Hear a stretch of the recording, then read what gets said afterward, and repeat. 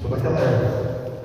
Os meus tios congregavam lá, eles me batizavam por lá. Eu preguei lá por muitos anos, depois acabei indo para a Assembleia de Deus. Eu sou filho dessa casa. É a segunda vez que eu venho pregar aqui, mas em cultos já vim algumas vezes, né? Participar de festas aqui, quando eu era bem conhecido da minha fé. Hoje a gente vai ficando um pouquinho mais velho, vai adquirindo responsabilidade, o tempo vai ficando escasso, né? Para poder sair. Mas é uma honra muito grande para mim estar aqui, tá? Me acompanha o Adiel, acabou de trazer uma palavra que é meu filho na fé. Comigo comigo de mais de 10 anos. Depois ele veio embora para cá, já ficou um pouco distante. Agora eu voltei para Botucatu, dirigi a igreja de São Manuel durante 10 anos. Assembleia de Ipiranga, e 1 ano e meio Assembleia de Deus da Missão. Primeiro foi na missão, depois eu fui para Ipiranga. Então eu entreguei uma igreja abençoada lá no setor, encerrei meus 5 e 10 anos lá, porque eu morei minha vida inteira aqui, então foi muito difícil, né? Morar aqui e trabalhar lá. Trabalhar na igreja, eu trabalho aqui, moro aqui, eu dirigi a igreja lá. Então, estamos aqui em Botucatu, vou ficar um tempo na sede, já pedi para me deixar de férias esse ano, não assumi nada, mas ajudo o que for preciso. Para dar uma refrescada, por 10 anos de trabalho intenso, vamos atender os irmãos, vamos pregar a palavra, vamos cultuar, mas esse ano tem que dar um pouquinho de espaço para poder organizar. Ano que vem de volta, se Deus permitir, Deus quiser que seja assim, nós voltaremos a pastorear a igreja se for a vontade de Deus. Amém, meus irmãos? Vamos ler aqui a palavra, Zacarias capítulo 6, verso 12. Está no telão. A minha tradução é um pouco diferente, porque a tradução do King James 6:12, né? E fala-lhe, dizendo: assim diz o Senhor dos Exércitos, eis aqui o homem cujo nome é o Renovo. Ele crescerá no seu lugar e edificará o templo do Senhor. Amém? Amém. Pode se assentar?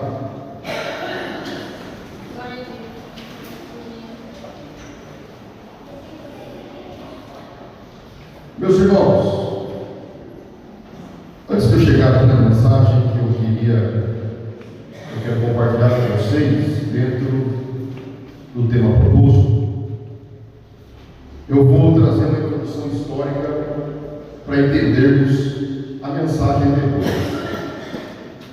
Nós estamos falando aqui nesse texto da nação de Israel, ou melhor, até dizendo, se for literal, a nação Judá. Israel se dividiu, e por um período de tempo, Israel, original de 12 tribos, nunca mais se juntou novamente, depois do cativeiro babilônico, porque as 10 tribos do norte se perderam, e ficaram apenas as 2 tribos do sul, Judá e Benjamim. Judá, como predominante, a maior tribo, herdou o nome da nação. Então foi essa tribo de Judá, foi a nação Judá do sul, formada por essas 2 tribos que foram parar no cativeiro babilônico.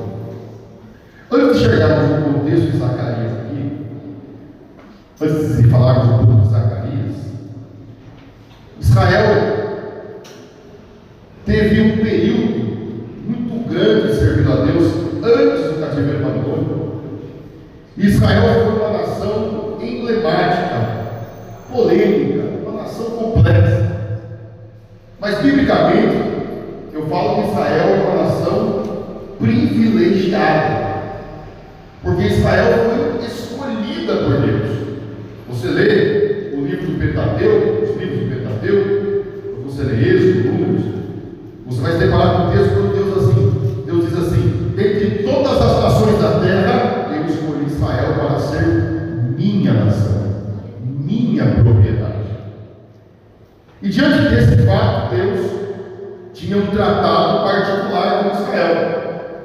Deus queria Israel somente para ele, e Deus queria ser o único Deus de Israel. Mas Israel tinha uma tendência muito grande em se desviar do único Deus e acabar parando em ídolos do seu tempo. Era muito fácil ver Israel cometendo idolatria, Israel adorando outros deuses. Era muito fácil ver isso. E eu já, por ser também professor de teologia, já me deparei com muitos questionamentos que me fazem até hoje. E às vezes comentários dizendo assim: por que Israel buscava outros deuses, sabendo que conhecia um Deus verdadeiro, um Deus de milagres, um Deus soberano, e tinha uma tendência a buscar outros deuses? Eu respondi assim: é porque vocês não conhecem, não têm a noção de como era a mentalidade do povo antigo. O povo antigo não tinha a mesma mentalidade que nós temos hoje. O povo antigo entendia, pastor Carlos, na mente deles, eles tinham uma concepção de mundo diferente da nossa. Por quê? Hoje nós temos acesso às Escrituras de uma forma muito plena. Os antigos não tinham esse acesso. Nós temos hoje muita instrução bíblica que nos dá muito entendimento do mundo espiritual, da natureza de Deus, das Escrituras, da lei de Deus, dos princípios de Deus. Naquela época, os antigos, eles tinham de uma forma mais superficial, porque os livros sagrados, que eram pergaminhos, ficavam com acesso direto para o sacerdote e algumas vezes para os profetas, mas o povo não tinha total acesso aos pergaminhos. Há de se imaginar que havia alguns de fácil acesso para a instrução familiar, mas o povo aprendia a famosa Torá de Deus quando iam para o templo, na época da tabernáculo, depois para o templo. Depois foram surgindo movimentos sinagogal, de Deus, mas isso bem depois do cativeiro babilônico. Mas antes do cativeiro babilônico, a forma do povo aprender sobre as Escrituras era ir nas festas, era ir no templo, porque os sacerdotes eram os ensinadores das Escrituras e os sacerdotes eram os grandes mestres. Então o entendimento de Deus espiritual do povo era bem superficial. Quem tinha mais entendimento de Deus das Escrituras eram os profetas, os sacerdotes, que tinham total envolvimento com os rituais, com o sacrifício, com as Escrituras e com o ensino da sabedoria dos seus antepassados. Então, na mente do povo antigo, você vai se assustar com o que eu vou falar, mas era assim que eles entendiam. Era muito difícil tirar isso da mente deles. Na mente do povo antigo, há de se imaginar, eles acreditavam que existiam outros deuses de verdade. Eles imaginavam um mundo paralelo. Então, quando eles serviam o Deus de Israel, na mente do povo antigo, por muitos anos, eles tinham dificuldade de entender que só Deus é existente. Os outros deuses eram apenas imaginações. Eles imaginavam que existia um mundo paralelo, que existiam outros deuses, mas na mente dele, o Deus de Israel era o soberano, o criador, o maior de todos. Eles deviam fidelidade ao Deus de Israel apenas. Então, na cabeça deles, eles rejeitavam os outros deuses e eram fiel a Deus. Mas de vez em quando, preste atenção, você vai começar a entender um pouco a mente do povo antigo. De vez em quando, o povo de Israel se tornava um povo carnal, se tornava um povo fraco espiritualmente. E nascia dentro deles, uma necessidade de buscar algo da parte de Deus, um milagre, uma palavra profética, uma revelação de direcionamento de Deus, uma força espiritual, uma cura. Então eles pensavam: o meu Deus é muito exigente, o meu Deus é muito santo, ele não me ouvirá. Então facilmente o povo imaginava: vou buscar uma ajudinha de Baal ali, porque Baal é muito famoso por abençoar as mulheres para poder ter filhos, é muito famoso por socorrer pessoas que estão na fraqueza. Então, por causa da sua condição carnal e mental, muitas vezes Israel tinha uma tendência muito grande a ir ali, buscar uma ajudinha daquela divindade, e de repente Deus se punia, cobrava aquela postura desviada. Então eles se arrependiam, confessavam as suas transgressões e voltavam-se para Deus, mas com um entendimento ainda muito raso, achando que estavam sendo infiéis a Deus, buscando outros deuses. Por isso que entrava ano, entrava século, saía século, a idolatria não saía de dentro do povo de Israel. A adoração do povo a Deus era um pouco confusa, mas era a forma que dava para tratar aquele povo do antigo. Então Deus foi trabalhando neles através da lei, foi trabalhando neles através do ritual, através dos sacrifícios, para fazer um povo entender que ele era o único. Eles foram entendendo, mas com muita dificuldade. Por isso, a idolatria ainda tinha muito acesso a Israel. Até que Deus faz um trabalho com a nação de uma vez por todas, para mostrar a eles que era o único. fizesse isso, o Messias não poderia se manifestar. Não dá para trazer o Messias em uma nação impura, abominável do Brasil. Então o que é que Deus faz? Deus pega a nação toda hora deslizada, dá uma dorzinha aqui, fraquejada aqui, e lá dentro. Você pode ler a Bíblia, pode ler o livro dos profetas, você vai ver 500 anos, só de anos, sempre, está sempre lá, pecado do apelo. Deus pega o povo, joga dentro do cativeiro babilônico e coloca os como escravos lá dentro. E dentro do cativeiro babilônico, Deus começa a mostrar ao povo lá no cativeiro babilônico quanto ele é grande e poderoso. Com as revelações de Daniel, com o Daniel na cova dos leões, com os 3 jovens na fornalha ardente, inúmeras perseguições, e depois se levanta Ciro, que liberta Israel, ou a nação Judá, melhor dizendo, liberta a nação Judá da escravidão da Babilônia, e eles descobrem que no livro do profeta Isaías, o nome Ciro tinha sido manifestado em Israel como profecia 100 anos antes dele nascer. Quando Israel sai do cativeiro babilônico, dizem os maiores rabinos de toda a tradição judaica que depois que a nação Judá, ou o povo de Israel, sai do cativeiro babilônico, nunca mais aconteceu em Israel o pecado de idolatria. Idolatria foi arrancada por Deus do povo por causa da experiência do cativeiro babilônico. Começa a entender porque às vezes Deus tem que permitir você entrar em situações de cativeiro, em situações de perseguição, é que algumas coisas Deus tem que tirar de dentro de você. Tem uma palavra de Deus para você nessa noite. Não se atormente porque está sendo perseguido, não se atormente porque está parecendo estar no cativeiro, não se atormente porque está numa situação difícil. É que Deus está trabalhando em você. Deus colocou você no processo de limpeza, de purificação. Deus vai arrancar algumas coisas dentro de você e vai te colocar num patamar espiritual diferente e vai mudar a sua vida para sempre. Glória a Deus.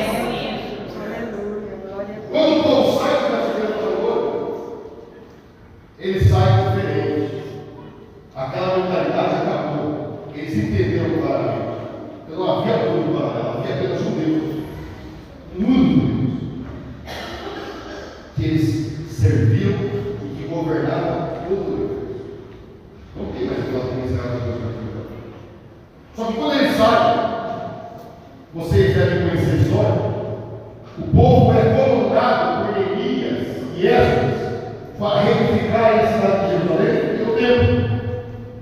E durante esse período, forças de braço são unidas para reconstruir o muro da cidade. Naquela época, a cidade tinha um muro e cercava a cidade para proteger de guerras. Para entrar na cidade, tinha que passar por cordões. E começa um grande movimento. Nesse movimento, Deus começa a trabalhar. Porque Deus tem um propósito com Israel. Veja bem, quando Deus chega com o povo que sai do cativeiro e traz para a terra de Jerusalém de volta, Deus dá uma missão para essas Neemias reconstruir a cidade. Mas aí, nesse texto aqui, que nós vemos, dentro dessa campanha, Deus dá uma missão para 2 pessoas distintas, e Esdras e Neemias, porque Esdras e Neemias tinham uma missão para reconstruir a cidade, naquele tempo. A reconstrução do templo, Deus delega para um sumo sacerdote chamado Josué. Então ele pega e dá uma ordem. Veja bem, chame 2, 3 pessoas, cujo nome são Gebai, Tobias e Gedaías, esses que eram da Babilônia, ou seja, pessoas que passaram pela experiência do cativeiro. E ele, da casa de Josias, filho de Sofonias, ele sobe prata, ouro, faça coroas, coloque na cabeça de Josué, o sumo sacerdote, e chame ele de, repita comigo, renovo. Renovo. O renovo, repita. O renovo. E ele fará erguer o templo do Senhor, como sumo sacerdote, e juntamente com ele, Zorobabel, o governador. A missão de reconstruir o templo foi dada para Josué, o sumo sacerdote. Agora, eu vou te falar aqui alguns mistérios de Deus aqui, tá? Um deles. Para você entender entender como Deus trabalha com profecia. Eu vou explicar uma coisa para você sobre a minha Bíblia. Ela tem muitas manifestações proféticas, quase sempre. A profecia tem dois níveis de estilo. Às vezes a mesma profecia tem uma revelação literária, ou seja, uma revelação daquele momento que está acontecendo real. E a mesma profecia está indicando algo futuro com relação a Israel, ou com relação ao Messias, ou com relação à igreja. Aqui nessa profecia, nessa palavra profética, quando Deus chama Josué de novo, ele não está falando apenas de Josué o sumo sacerdote. Aqui é uma profecia dupla. O nome do renovo é para Josué literal, como aquele que vai renovar a história de Israel naquele período pós-cativeiro.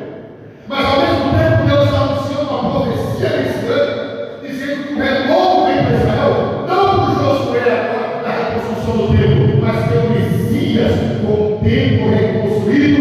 Messias veio para renovar a história de Israel e renovar a história da sua igreja. Glória a Deus. Por isso que vai renovar. Olha outro mistério. O nome Josué vem do hebraico Yehoshua. O nome hebraico Yehoshua é o mesmo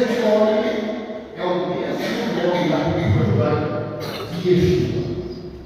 Uma única letra muda o nome para o outro. A letra rei, que é o H, que dá o som de vô. Yehoshua. Se tirar o vô, Yeshua. Mas o nome de Yehoshua é um nome antigo. É o nome que vem lá nos antigos desde Josué, no tempo de Josué e Moisés. Pós-cativeiro, Yehoshua foi sofrendo alterações populares, e acabou se tornando uma pronúncia de Yeshua. É o mesmo nome. Você se lembra de Josué? Aquele que substituiu Moisés? O nome dele não era Josué. Está no livro de Números. O nome dele era Moisés, filho de Nun. Quando ele é perseguido que Josué seria o sucessor de Moisés, o nome dele foi alterado. Você acha que isso é? E Josué, o libertador. Ele recebeu outro nome, que é o mesmo nome de Jesus, porque ele figurava o Messias como libertador de Israel.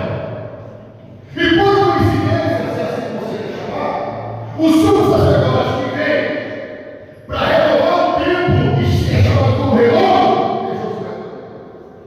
O mesmo nome do libertador. Amém. E o mesmo nome do Messias. Deus estava falando com Israel. Deus estava levantando um homem para fazer uma mudança na história da nação de Israel. E duas coisas Deus anuncia como renovo para a nação aqui nesse texto de Zacarias. Para você entender o que eu estou falando, eu vou explicar o significado da palavra renovo. Olha só, é um verbo transitivo, é um verbo de transição. Renovo significa tornar novo. Está fraco. Tornar novo. Melhorar. Consertar. Recomeçar. Repetir. Substituir por coisa melhor. Agora olha só. Dar um aspecto de novo. Trazer novamente a lembrança. Quanto significado da palavra renovo? Conclusão, o que é renovo? Transição para coisa melhor. Glória a Deus. Repita comigo, renovo. Renovo. É uma transição para uma coisa melhor. Está entendendo o que está falando? Glória a Deus. Nós estamos numa campanha de renovo. Nós estamos buscando renovo. Significa que Deus vai renovar essa igreja. Ou seja, Deus vai mudar o teu cativeiro. Deus vai mudar o teu caminho para uma coisa melhor. Se prepare para uma coisa melhor para a sua vida nessa noite. Duas coisas. O renovo está aqui. Vai acontecer para frente. Duas coisas vão acontecer. São várias. Eu quero falar de duas mais importantes aqui. Duas coisas Deus vai renovar no novo tempo. Primeiro, presta atenção, é importante. Primeiro, a manifestação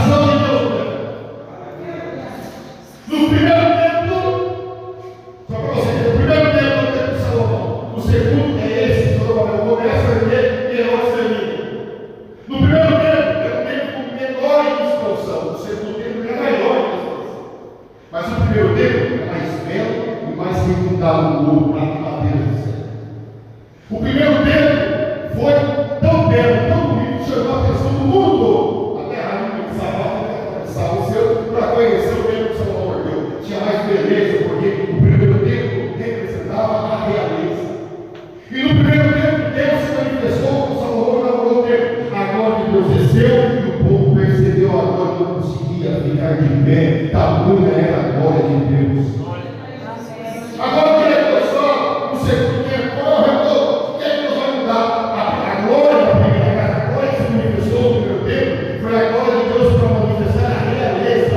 Agora, no segundo tempo, é uma outra glória que se manifesta. Por quê? Porque aquele que vai estar presente no segundo tempo é o Messias, é o Deus vivo, é o Filho de Deus descendo na terra, com a representação viva de Deus aqui. O Filho de Deus pisou o segundo tempo.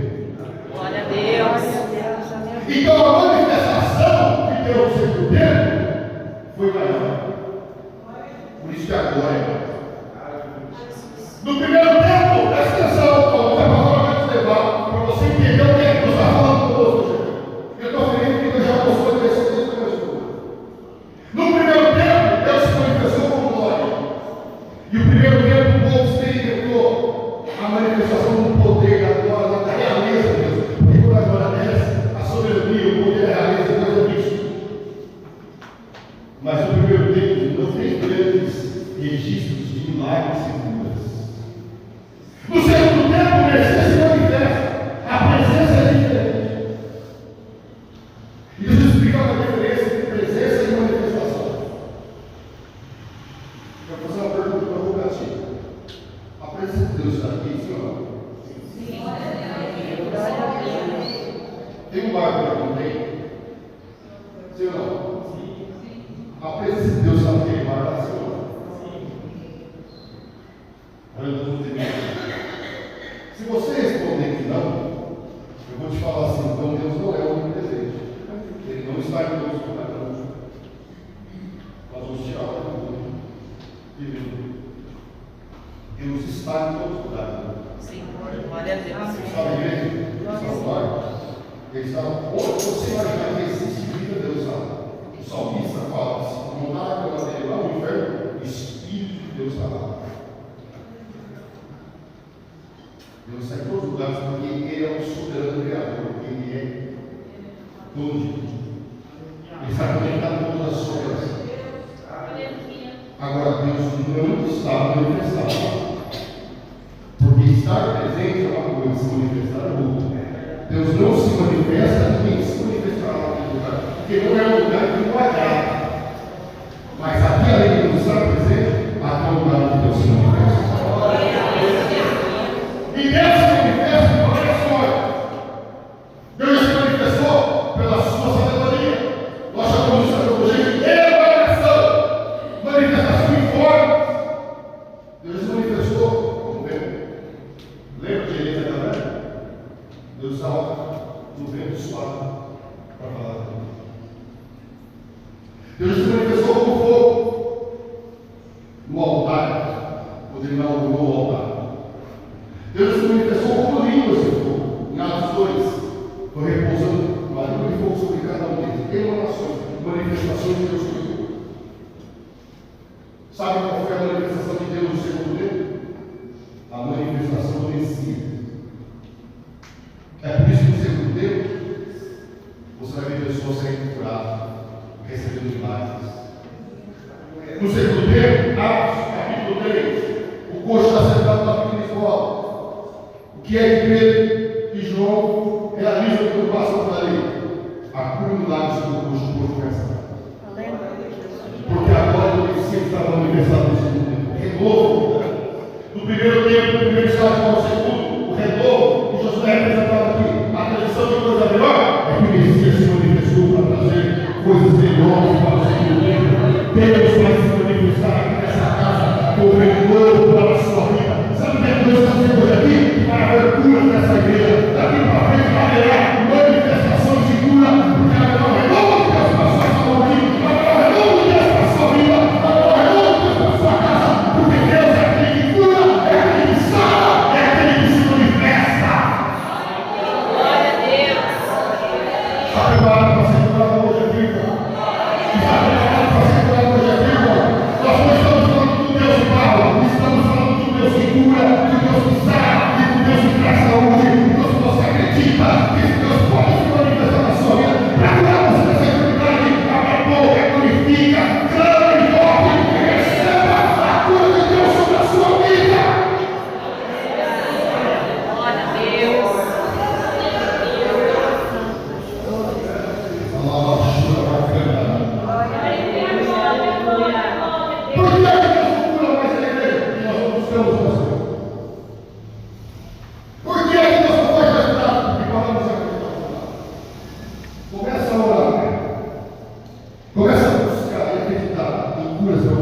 acontecendo aqui. Começa a orar, para você ver o que Deus vai fazer. Domingo agora eu vou pegar em partido. Mas tem muito que eu não vi ali. Uma menina de 7 anos falando me expressando uma sala do Espírito Santo. Porque ele está. Glória a Deus. Aleluia. Quando nós oramos, Deus opera proezas no meio do Senhor. Não estou dizendo que é uma autoridade de Deus, com essa palavra. Que é um renovo de curas para essa igreja. Há um tempo novo. É transformação para coisa melhor. Ou seja, vai começar a ter cura nessa igreja. Vai começar a acontecer cura. Se a gente vai começar a receber uma milagre, talvez você nunca viu, ou você não vê, ou nem acredita mais haverá um momento de glória sobre essa igreja. Haverá uma manifestação de milagre. Se prepara para a presença de Deus. Vai em cima de gastar.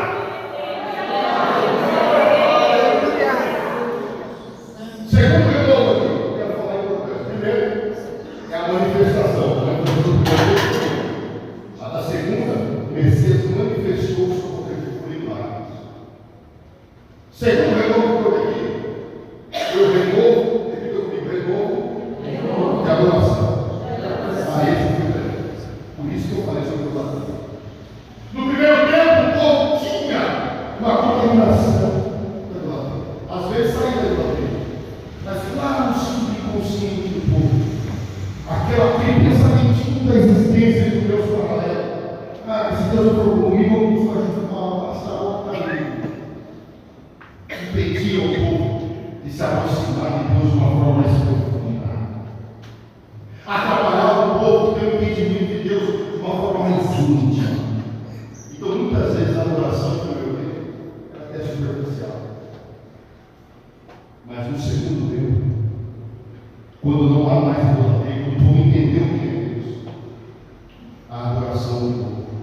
Porque agora o povo conhece Deus de verdade. É por isso que quando Jesus pregava, as pessoas gritavam, filho de Davi, por isso que todos se apegavam, porque ele estava trazendo para o povo a presença de Deus que manifestava. Através das coisas dos milagres, o povo começou a ver o Deus vivo sobre Israel. A adoração é questionada em João capítulo 4, quando a mulher samaritana fala assim: olha, tudo que o senhor está me falando, aquele que vai vir do Messias vai nos falar sobre isso. Jesus fala para a mulher samaritana: sou eu quem fala contigo, eu sou o Messias. Então me fala, onde é que devemos adorar os nossos pais? Falam que nós devemos adorar aqui, porque eles estavam na cidade de Sicar, em Samaria. Sicar é a mesma cidade de Siquém, aonde foi construído um templo dos samaritanos. É aqui que devemos adorar, aqui, em Siquém. Mas vocês judeus falam que é em Jerusalém, não no centro do templo. Então me fala, onde é que devemos adorar? Aí Jesus veio com a palavra maravilhosa. Mulheres, a hora vem e ela já chegou. Glória a Os Deus. verdadeiros adoradores adorarão o Pai em espírito e em verdade. Não importa se ela no seu tempo, no meu, e aonde estiver, a adoração não está ligada ao templo, a adoração está ligada à alma, à condição do seu Criador. Ou seja, a adoração que traz de novo, meu irmão, é aquela que você se conecta com Deus de verdade. Por que eu estou falando isso? Porque a igreja, se ela não tiver uma conexão, uma comunhão com Deus verdadeira, não vai resolver.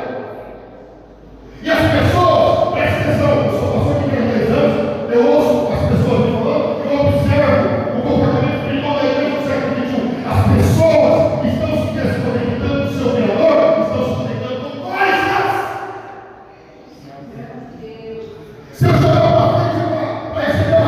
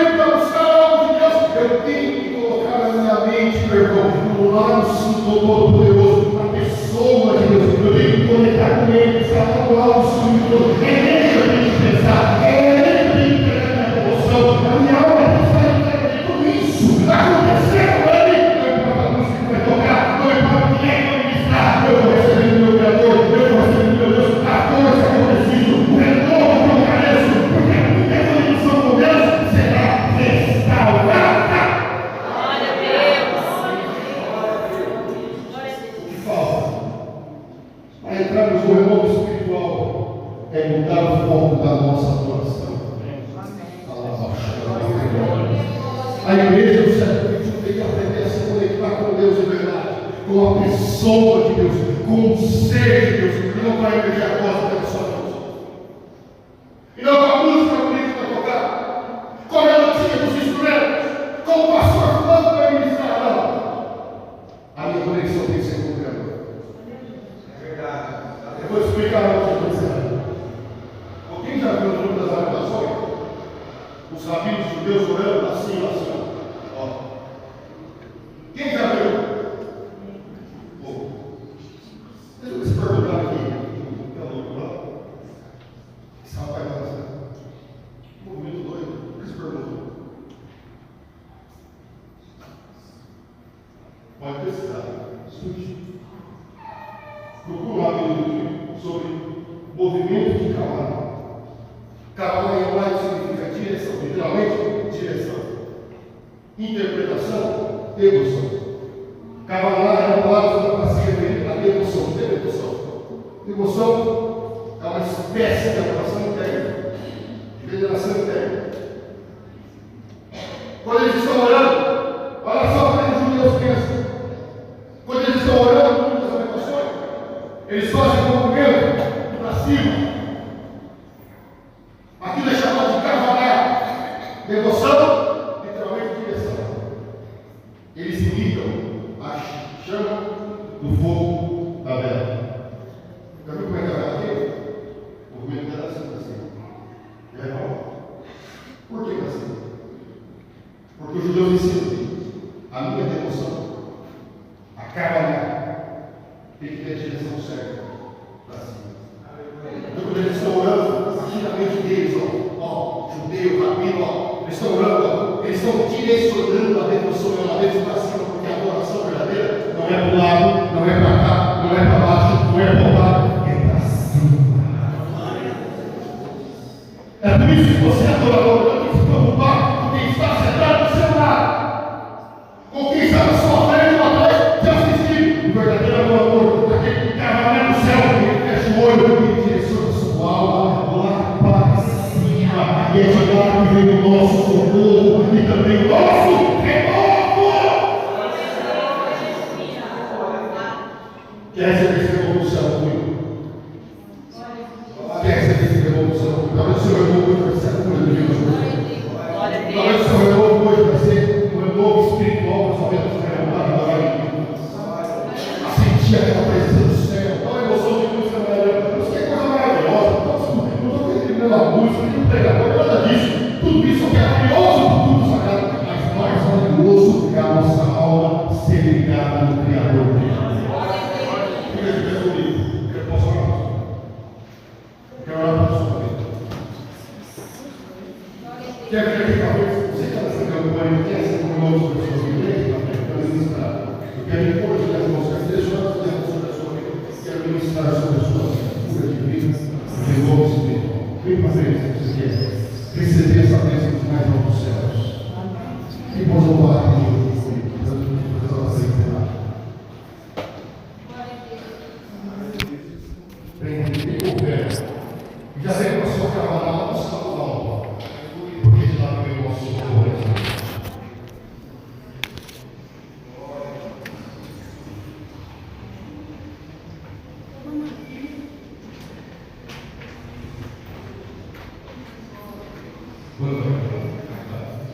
Vem para o peço que eu vou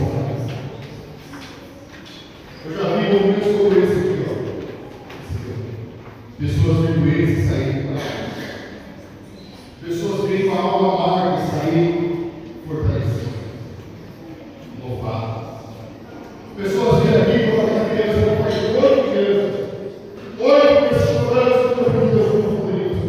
Pela primeira vez com 7 anos de idade, o pai ficou maravilhado com a sua filha. Eu falei, olha, o casal chorou por tudo, do nosso Jesus. Porque esse aqui é o altar de Deus. É onde Deus se manifesta. O seu altar. Altar é chamado de encontro, ponto de encontro, porque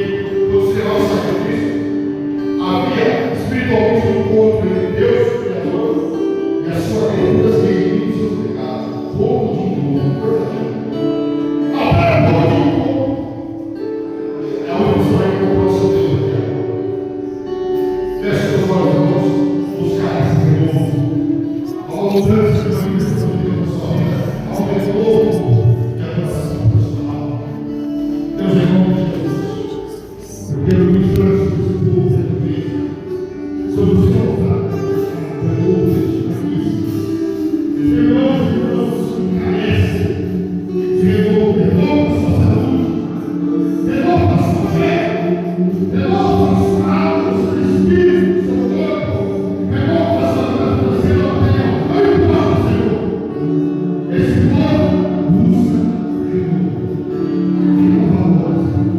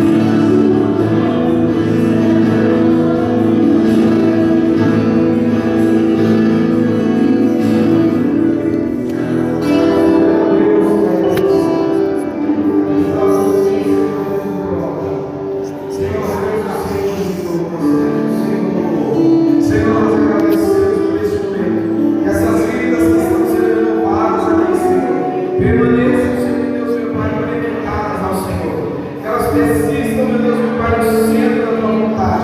Que elas sejam